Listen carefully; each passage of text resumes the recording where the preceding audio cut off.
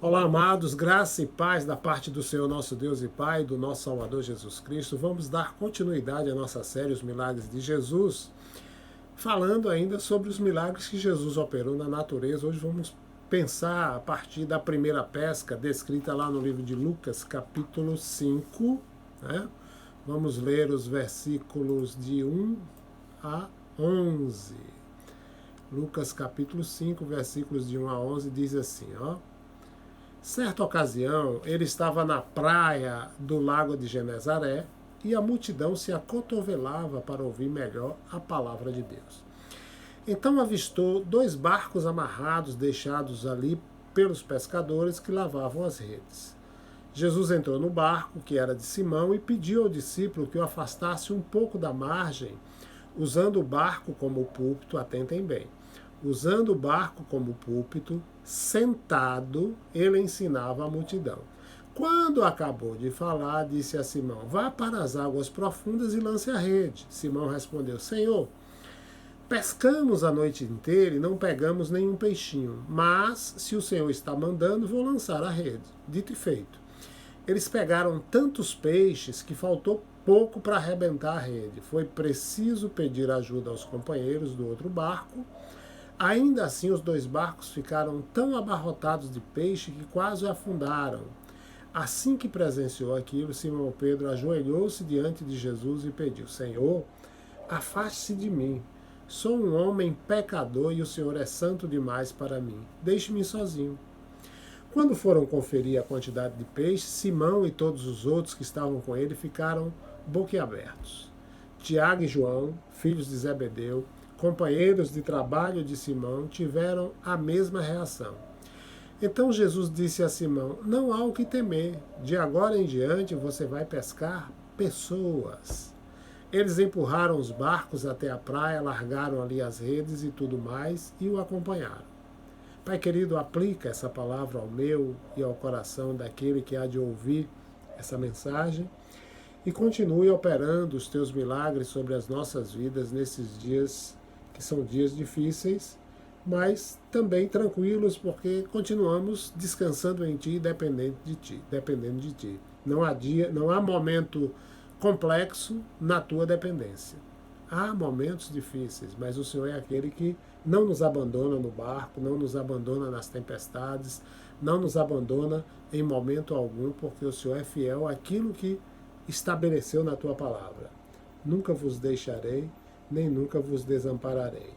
Eis que estarei convosco todos os dias até a consumação dos séculos. Então, obrigado por esse presente, né, dessas afirmações e também da tua presença, do teu Santo Espírito, sinalizando a nós que o Senhor se faz presente em cada momento do nosso viver. Abençoa, Senhor, cada vida, em nome de Jesus. Amém. E graças a Deus.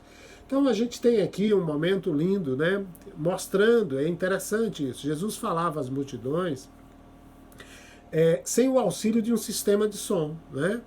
E ainda assim, todos podiam ouvi-lo claramente, né? Palavra por palavra. Esse livro aqui, eu estava lendo hoje, lendo o capítulo 4 de Marcos, e é interessante porque o autor Charles Swindoll, ele cita as experiências de alguns teólogos amigos dele que vão sempre a Israel e foram a Israel e estiveram ali naquele local onde Jesus teve esse diálogo com os seus discípulos e falava à multidão. E esse local é chamado de Baía das Parábolas. Possivelmente ali foi onde foi ensinado o Sermão do Monte. E é interessante porque o local, um amigo de Charles Swindoll esteve lá e disse que me pediu para as pessoas que estavam acompanhando ele subirem a colina e ele ficou embaixo lá falando com uma pessoa de forma suave, serena, e as pessoas lá em cima ouviam. Então Deus, ele preparou esse teatro ao céu aberto, e Jesus conhecia muito bem, obviamente, porque foi criado para que ele ali estivesse falando e não precisava de microfone, não precisava gritar. Tem gente hoje que tem microfone e continua gritando num espaço de 10 metros, 12 metros quadrados. E Jesus não, ele usava o púlpito, sentava e ensinava de maneira serena e suave. E ele fazia uso do local, obviamente, e colocava o local ao seu favor. É o que nós devemos fazer hoje. Usar o local em favor e para a glória de Cristo. Por exemplo, quando a multidão, né, estava apertando Jesus ali na praia do Lago da Galileia, ele viu o barco de pesca vazio, que é o texto que lemos, né? Esse barco pertencia a Simão Pedro. Jesus pediu que ele se afastasse um pouquinho da praia. Jesus se senta, que era a posição costumeira para quem falava em público, e então ele ensinou as pessoas que estavam sentados ou até aqueles que estavam em pé na praia e na encosta da montanha. E todos ouviam tranquilamente. E ele usou o barco como seu púlpito, e o nível plano da água, né, com seu refletor de som, propagava o som. A superfície da água ampliava o som e ela chegava, a voz de Jesus chegava a todos aqueles que faziam parte do seu público, da sua audiência. E quando Jesus terminou a sua sessão de ensino e a multidão se dispersou, ele conversou com Pedro e com André, que estava com seus companheiros também pescadores, lavando ali, consertando as redes, e Jesus observou que eles tinham vindo para a praia com as redes vazias, depois de terem passado a noite sobre a água. E na metade da manhã, Jesus diz a Pedro e a seus homens que fossem à parte mais funda do lago, e que ali eles lançassem suas redes e pegassem peixes. Então, essa instrução vinda de Jesus, que tinha sido um carpinteiro em Nazaré, ela era demais para Pedro, que era um pescador em Cafarnaum. Simão Pedro sabia quando e como pescar, né? E que o meio da manhã, aquele período em que Jesus o orientou, não era a hora certa. E ele certamente não estava disposto a aceitar uma ordem de um carpinteiro que havia se mostrado mestre, tornado mestre, né? E agir de modo contrário ao que ele sabia ser o correto. Só que Simão Pedro disse a Jesus que ele e seus companheiros de pesca haviam trabalhado duro a noite inteira e voltado para a praia sem um único peixe. Mas por respeito, muito respeito que ele tinha para com Jesus, né? Que ele deu o nome de Pedro numa reunião anterior ali, quando João Batista estava pregando próximo ao Rio Jordão, Pedro mudou de ideia e concordou em ir para o lago para lançar as redes. E aí aconteceu a pesca miraculosa, porque logo que Pedro e seus companheiros eles remaram, fazendo o barco sair da praia e lançar as redes na parte funda ali do lago, eles souberam que ali havia uma grande quantidade de peixes. E eles começaram a recolher as redes devagarinho e ficaram surpresos com a quantidade de peixes que haviam conseguido pegar, né? E os peixes, o texto mostra, eram tantos que as redes começaram a se rasgar e alguns peixes escaparam. E por conta dessa quantidade, eles precisaram de auxílio extra e aí fizeram sinal aos pescadores, João e Tiago, na praia, para que fossem com seu barco, né, para ajudar a juntar a grande quantidade de peixes. E quando Tiago e João chegam, né, o número extraordinário encheu os dois barcos até transbordar. E de fato, era tão grande o peso dos peixes que os barcos estavam a ponto de afundar. Então, amados, aos pescadores experientes, essa pescaria abundante ali no meio do dia parecia algo incrível. Nunca haviam visto nada igual. Trabalharam a noite inteira, né? E voltaram à praia de mãos vazias. Só que quando Jesus mandou que lançasse suas redes na água, a pesca foi fenomenal. Eles pensaram no valor monetário dos peixes, que era muito bem-vindo. Sabiam que essa pesca sustentaria suas famílias num futuro possível. Mas, no momento, havia trabalho a ser feito, porque logo que os barcos estivessem na praia, né, os peixes tinham que ser colocados engradados e mandados para o mercado para serem vendidos. E Simão Pedro, amados, ficou tomado, o texto nos mostra, né, por tanto respeito e admiração na presença de Jesus, que ele reconheceu, né, como o santo Jesus, né, e reconheceu a si, Pedro, como um pecador.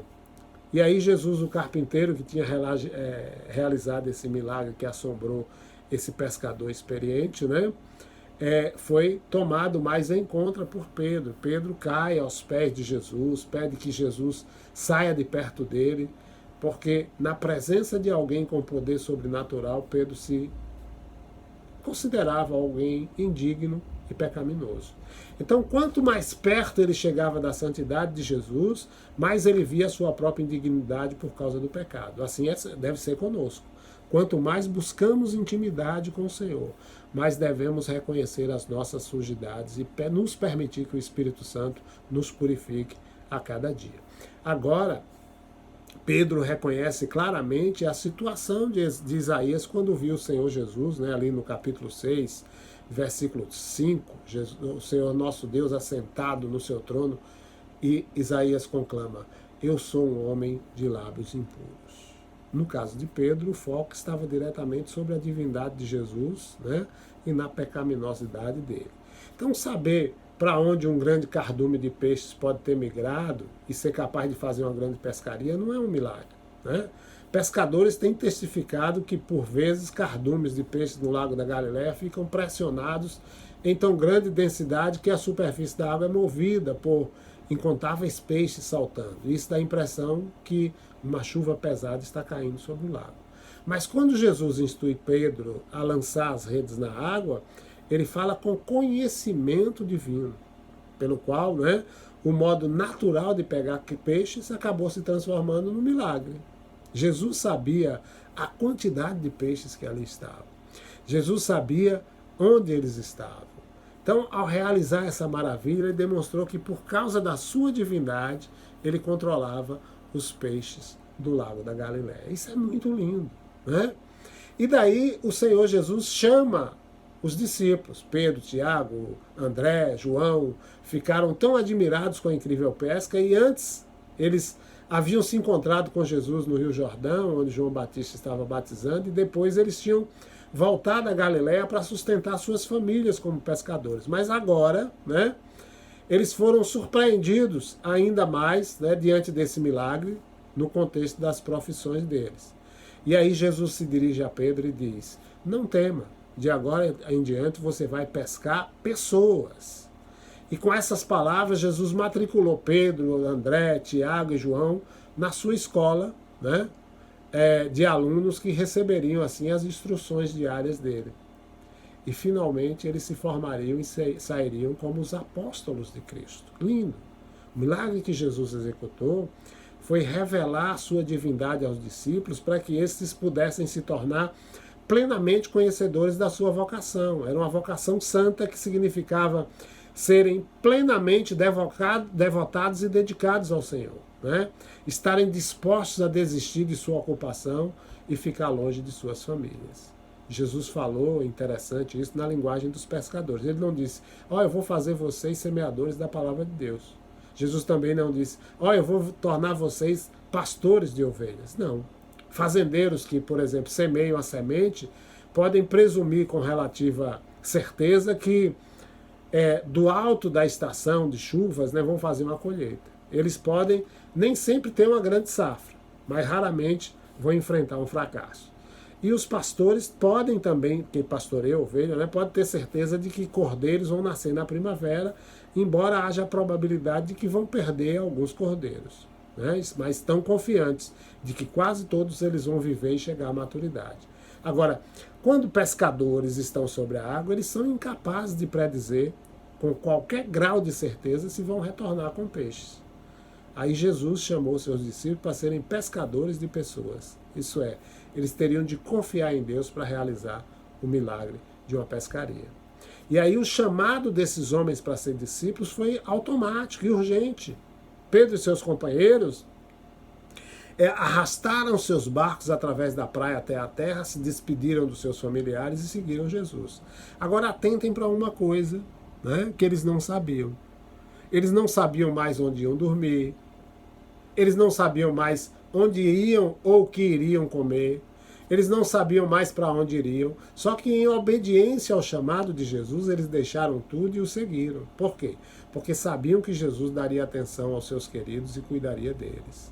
Então, amados, quando o Senhor Jesus nos chama para fazer algo por Ele, nós não devemos só mostrar obediência, mas também fé e confiança nele, porque quando Ele chama, Ele também supre as nossas necessidades, tanto físicas, quanto emocionais, quanto espirituais. Ele nunca falha conosco. Do mesmo modo, nós também não devemos jamais falhar com Ele. Amém? Fiquem com Deus.